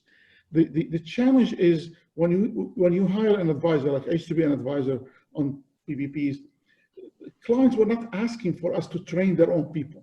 And I think that's where we need to get smarter. Whenever we do ask for advisors, we should ask for advisors. It says, come and sit with us. Now, with COVID-19, all the issues, through Zoom or others, to train us how you're doing your work. So not only for us to replace you in the future, but to understand what you're doing. Because a lot of times, good public servant with good intentions may not have the skill sets easily. It takes time. I mean, I've taken people from university. It takes 2 to 3 to 4 years before somebody who's very smart to have the basic concept understood. They have to go through a whole life cycle of a project.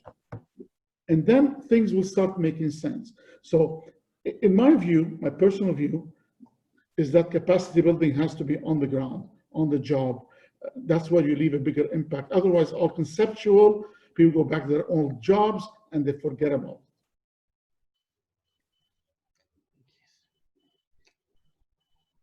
Ali, Mr. Ali, any suggestion? Well, maybe I will give you more practical answer.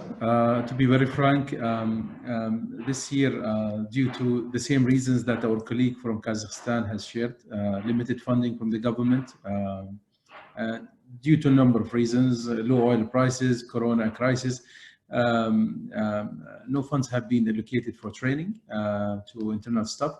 However, we have really a very ambitious recruitment plan to recruit people internally, people who have the expertise, who are experienced, who can really lead those sectors that I have just shared on the slide and get those projects delivered into the market.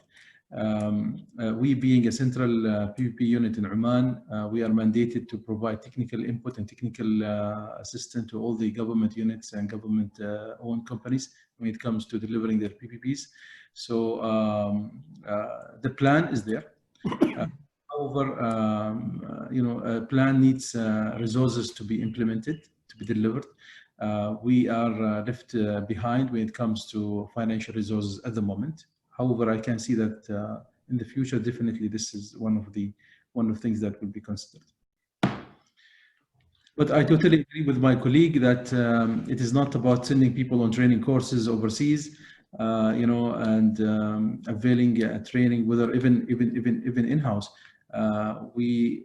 The plan is more oriented towards recruiting experienced people in-house and having them on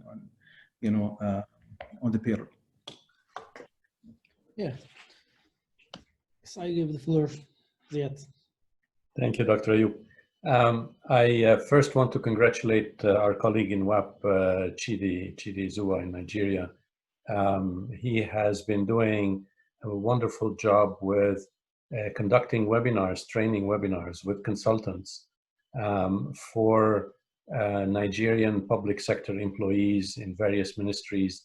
And so he has been delivering very specific training modules, let's say, to people within his country to be able, and actually it's been attended by people even from outside Nigeria to learn about, to increase their knowledge of PPP and build their capacity.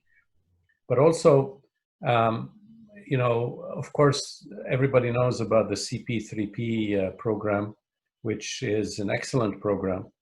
We at WAP have a strategic partnership with APMG that conducts the CP3P training. There are discounts and other things for members of WAP that want to take benefit, to take advantage of that training. That said, I think that, and here is where I meet again with what Abraham is saying, you know, all of these things are good. I mean, you can study the whole CP3P program and ace the test, but you can do that without ever having worked on a PPP project. So can you then actually deliver? I think the answer is no. You really need to be hands-on.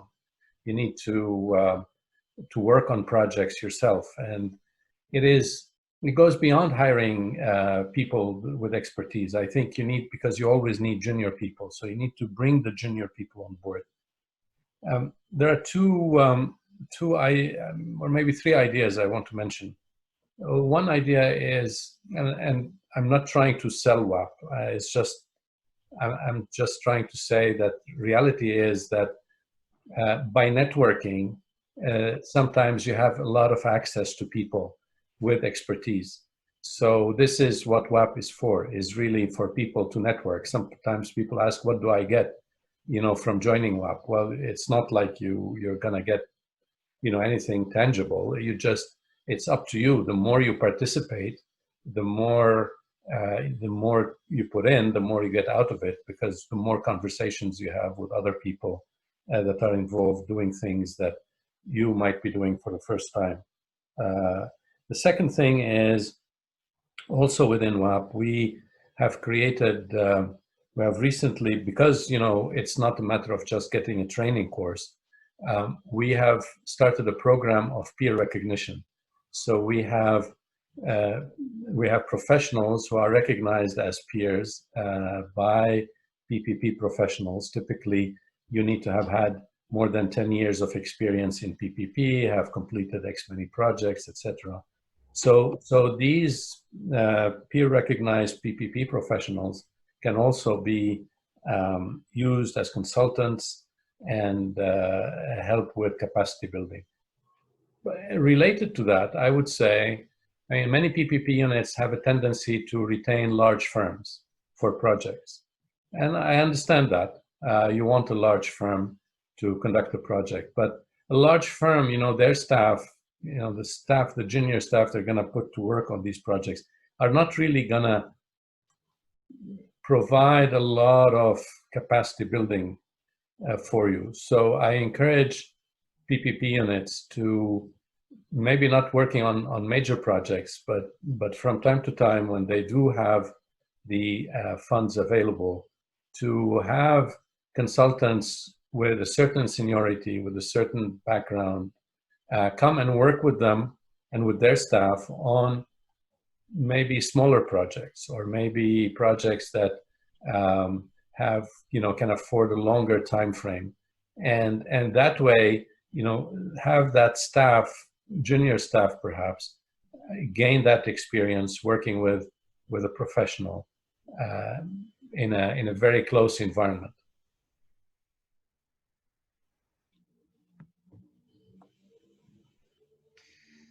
Okay, thank you very much, Ziad, and for all the panelists. Actually, we are on time, 2 hours. It's okay. And Abraham, Ali, and Talgat, thank you for your participating and your great contribution. And before closing, I would like to remind again, all the participants can reach us. We will distribute the presentations and the list. I think I don't have, Ali, your presentation. If you send me via email, I can distribute it to the participant. I will do that happily after the meeting. Sure. Okay, thank you very much. Dr. Ayub, if you allow me just one sentence to thank you, because you are providing so much in terms of capacity building, so much in terms of sharing information through all your activities that you do. So really, thank you so much.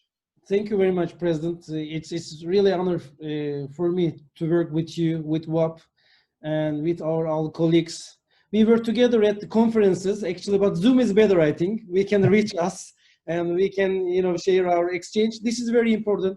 Maybe, yes, I totally agree, Abraham. I think these PPP issues are not rocket science. These are not difficult things. When you read, you can understand, but it's, I think, very important. It's learning by doing. So, but we need some solid and some completed project experiences. So what happened in a project in different sectors. So I think this networking, as you mentioned, this networking is very important for all of our PPP practitioners. And maybe we will organize, we will discuss for the next time webinar topics. This is also very important. It's not, important to put together all the people and let's discuss some topics. This is not like that. So we should define very important, topics, what will happen in the PPP ecosystem. Maybe together under the umbrella of WAP, we will discuss for the next one. So once again, thank you very much for your participating, for your contribution, and all of our participants from Peru, Korea, Japan, and Australia. Thank you very much. See you next time for the 4th PPP Talks. Wonderful.